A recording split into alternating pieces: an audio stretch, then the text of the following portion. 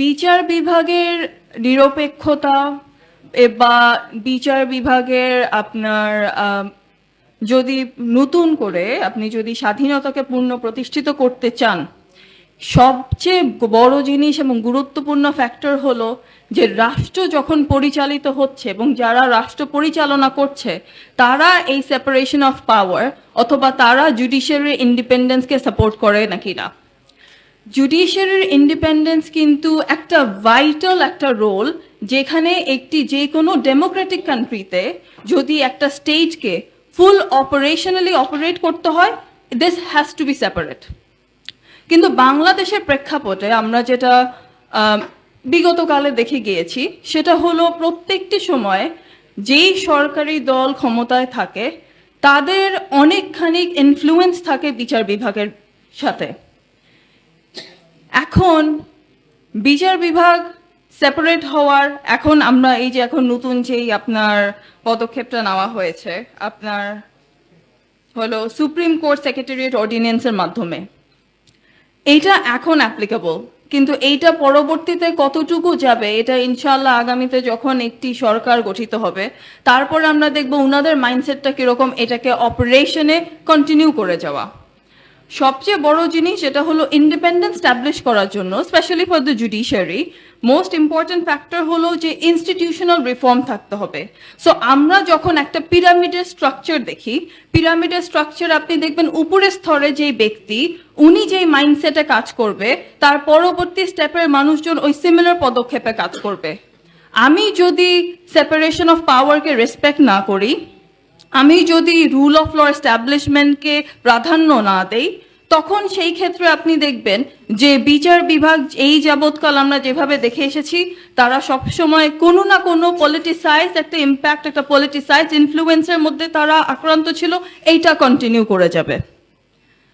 সবচেয়ে বড় জিনিস কি, আমরা ধরেন কাগজে কলমে অনেক কিছু লিখতে পারি, কাগজে কলমে আমরা আমাদের চিন্তাধারা ইমপ্লিমেন্ট করছেন বা আপনি যখন ইন্ডিপেন্ডেন্স চাচ্ছেন আপনার প্রায়োরিটি সবসময় থাকতে হবে জনগণের জন্য, জনস্বার্থের জন্য, জনগণের স্বার্থের জন্য যেইভাবে আপনার যে ইমপ্লিমেন্টেশনগুলো দরকার ওগুলোর উপরে ফোকাস রাখতে হবে। সো আমরা ধরেন এখন একটা সিগনিফিকেন্ট আমরা একটা ইনস্টিটিউশনাল রিফর্ম দেখলাম যেখানে আপনার সুপ্রিম কোর্ট সেক্রেটারিয়েটের মাধ্যমে একটা ইন্ডিপেন্ডেন্ট জুডিশিয়াল অ্যাপয়েন্টমেন্টের প্রসিডিওর আছে, যেখান থেকে আমরা কনস্টিটিউশনাল রেস্টোরেশনের জন্য সেফগার্ডের জন্য যতগুলো ইনিশিয়েটিভ নেওয়া দরকার ওগুলো আমরা নিচ্ছি। কিন্তু এর সাথে আমাদের মূল যে সমস্যাগুলো হলো যেটা ইমপ্লিমেন্টেশনটা কতটুকু থাকবে, এইটা অ্যাকচুয়ালি অ্যাপ্লিকেবিলিটি কতটুকু থাকবে, তারপরে এটা ফাইন্যান্সিয়াল রিসোর্স বা এটার অটোনমি কতটুকু থাকবে, এটার অটোনমি কোন সোর্স থেকে আসছে, তারপরে ইনফর্মাল ইনফ্লুয়েন্সেস। আমাদের অ্যাকচুয়ালি এই অর্ডিন্যান্সটা সুপ্রিম কোর্ট কেন্দ্রিক থাকে, কিন্তু বাংলাদেশের ম্যাক্সিমাম কিন্তু কেসেস আপনার ফাইল হয় লোয়ার কোর্টে, এবং লোয়ার কোর্টে যেসব কেসেসগুলো ফাইল থাকে ওগুলো সব দেখবেন লোকাল অথরিটি বা পলিটিক্যাল ইনফ্লুয়েন্স, অথবা দেখবেন যে এখানে নানা রকমের ইকোনমিক স্ট্রেসে কিন্তু এখানে ব্যাকলগ থেকে থাকে। সো আপনার এখানে যেখানে এক্সিকিউটিভের যদি একটা রোল থাকে আপনার লোয়ার কোর্টে, সেখান থেকে আপনি কিভাবে এক ধরনের নিউট্রালিটি বা কিভাবে আপনি ইন্ডিপেন্ডেন্স স্টাবলিশ করবেন। কিন্তু বাংলাদেশে আপনি যে কোনো সিচুয়েশনে আপনি যদি জুডিশিয়ারি ইন্ডিপেন্ডেন্স চান, এর ক্ষেত্রে অবস্টেকল থাকার সাথে পলিটিক্যাল পার্টিসদের একটা অনেক বড় ভূমিকা আছে, এবং তাদের শুধুমাত্র নট দ্য পার্টি যে গভর্নমেন্টে থাকবে বা all the other parties with a cross party agreement, তাদের একটা কনসেনসাস থাকতে হবে, যেই কনসেনসাসের মাধ্যমে তারা সবাই বাংলাদেশের গণতান্ত্রিক অধিকার এবং বাংলাদেশের বিচার বিভাগের স্বাধীনতা, বাংলাদেশের বিচার বিভাগের নিরপেক্ষতা এবং বাংলাদেশের বিচার বিভাগে কোনোভাবে যেন কোনো রকমের পলিটিক্যাল ইনফ্লুয়েন্স না থাকে, এইটাকে প্রমোট করা।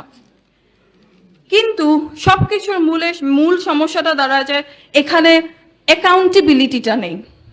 অ্যাকাউন্টেবিলিটি না থাকলে তো যে কোনো জায়গায় যে কোনো মানুষ যে কোনো কিছু করতে পারে। আপনি দেখেন আমরা সবাই মুসলমান, আমরা যেই ধর্মে থাকি, আমাদের ধর্মে আছে চুরি করা পাপ। এখন আমাদেরকে আমরা যদি চুরি করি, কেউ যদি আমাদের নাও দেখে, আপনার মাথার পিছে একটা কথা থাকবে যে আমি যদি চুরি করি এটা তো আল্লাহ তো দেখবে, তো কোনো না কোনো একদিন এইটার তো আমার জবাবদিহিতা দিতে হবে। সো আপনি হয়তো জবাবদিহিতার ভয়ে হয়তো কাজটা করবেন না। সেই রকমই যে কোনো রাষ্ট্রে প্রত্যেকটি স্তরে যদি জবাবদিহিতার কোনো মানে অ্যারেঞ্জমেন্ট না থাকে বা কোনো গভর্নিং বডি না থাকে, আপনি যতই কাগজে কলমে আপনি লিখেন না কেন, এটা আপনি অ্যাপ্লিকেবিলিটিতে বা ইমপ্লিমেন্টেশনে আনতে পারবেন না।